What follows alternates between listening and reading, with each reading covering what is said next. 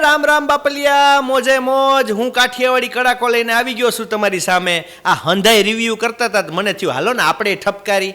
તો મેં તો એકારે 2 ફિલ્મ જોઈ નાખી. બોલો, એક હતી ફૂલ ઓન કોમેડી અને એક હતી ડરામણી, જેનાથી આપણી ફાટી રહે ભાઈ. તો કોમેડી ફિલ્મની વાત કરું ને તો બસુની બેનપણી જોઈ મેં. તમે જોઈ આવજો.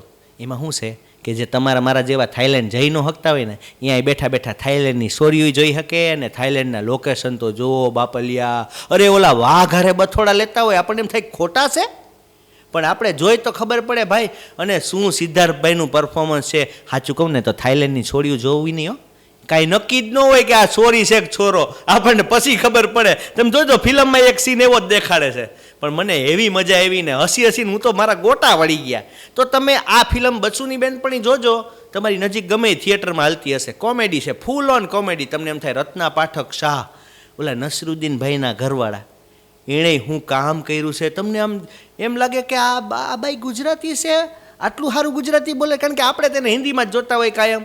હવે આજે મેં જોઈને ત્યારે મને ખબર પડી કે લે આ બાઈ ત્યાં વળી આવી ગુજરાતીમાં એક્ટિંગ કરતી હશે. હા, એમની બીજી એક ફિલ્મ આવી હતી કે કચ્છ એક્સપ્રેસ કે આઈ થિંક, મને યાદ નથી બરાબર, કારણ કે આપણે તો હજી આ કડાકો હમણાં ચાલુ કર્યો છે ભાઈ. પણ બીજી ફિલ્મ વશની વાત કરું ને ભાઈ, ચીરાઈ ગઈ. હા, માંડ હાઈનથી બાપા.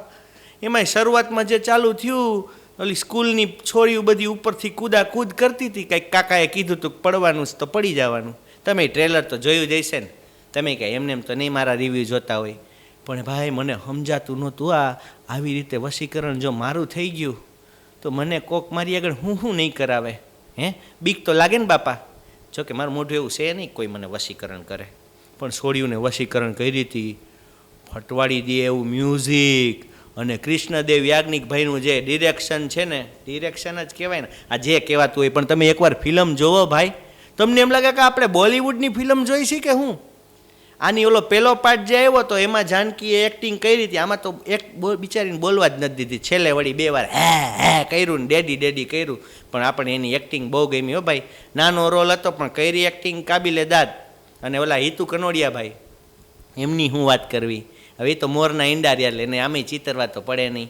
એમણે જે સિરિયસ રોલ કર્યો છે બાપનો, કે તાર થાય કર લે, આપણે કંઈ ફેર પડતો નથી, જે ઉખેડવું હોય, આપણું કાંઈ જાતું નથી. પણ મને એમ થયું કે આ ક્લાઇમેક્સમાં થોડુંક હજી સારું થઈ શકતું. તો આ ભાઈ મને એવું લાગે છે ભાઈ, આપણે કોઈને કંઈ જજ કરતા નથી, પણ મજા આવી ફિલ્મ જોવાની. સાચું કહું ને તો મારા 2 ફિલ્મને દેવા હોય ને તો બચ્ચુની બેનપણીને હું 5 માંથી 3.5 દઈ દઉં, અને વશને 5 માંથી 4 દઈ દો. તમ તારે મોજે મોજ, તમ તારે લખે રાખો.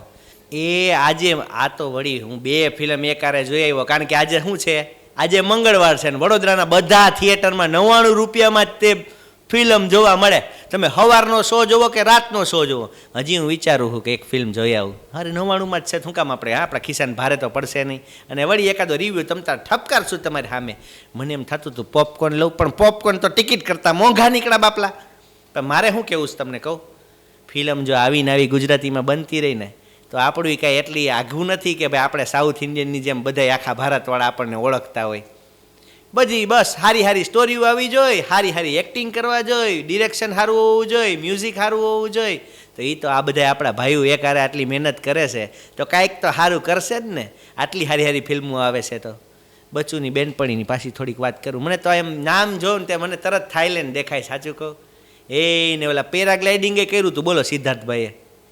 એની માને કરતાં થાઈલેન્ડ પહોંચી ગયા. ને તમે નું અહીંયા 2 સામે સ્ક્રીન સામે મોબાઈલ સામે આખું ફાડતા બેઠા રહ્યા.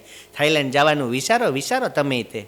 પણ સાચું કહું ને તો થાઈલેન્ડ જાઓ તો જરાક વિચારવું. કોઈકની સામે હાય હેલો ટૂંકમાં અટક સાળો કરવો હોય ને તો તમને નક્કી ન હોય, એમાં ખબર ન પડે કોણ સોરી છે ને કોણ છોરો.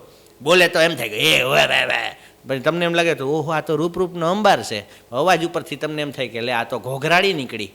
એટલે આમાં એવું છે, તમે ધ્યાન રાખવું પડે. થાઈલેન્ડની તમે વાતો જ ઘણી સાંભળી હશે, પણ આખું થાઈલેન્ડ તમને બચુભાઈની બેનપણી આ પિક્ચર જે રહ્યું એમાં દેખાડી દીધું છે. કોકોનટ પિક્ચરે બનાવ્યું છે ને ઓલા વિપુલ મહેતાભાઈએ આપણે ડિરેક્ટ કર્યું છે. ઓલું નહોતું ચાલ જીવી લઈએ ડિરેક્ટ કર્યું સુપરહિટ ફિલ્મ, એ જ. એમાંય સિદ્ધાર્થભાઈ હતા ને આમાંય સિદ્ધાર્થભાઈ. અને જે ધમાચકડી મંચાવી છે એમણે થાઈલેન્ડમાં જઈને, ઓહો બાપલિયા, તમને એમ થાય કે આપણે પોતે જ થાઈલેન્ડ પોગી ગયા હોય. અને જે સિદ્ધાર્થભાઈએ મોજ ઓન સ્ક્રીને ઘણી મોજ કરી હો. મને ગલગલિયા થતા હતા ભાઈ, પણ એટલા ગલગલિયા તે મને બીજી જગ્યાએ થવા માંડ્યા. વસ લેવલ 2 જોયું ને તો પરસેવો વળી ગયો, ફાટી પડી હતી, બરાબરની ફાટી. એમાંય જે છોરીઓએ એક્ટિંગ કરી છે ભાઈ, મને લાગતું નહોતું કોઈ આમ જાણીતી એક્ટર આમ ટૂંકમાં છોકરી હોય, પણ આમ જે એક્ટિંગ કરી છે છોકરીઓએ, મજા પડી ગઈ ભાઈ, મજા પડી ગઈ.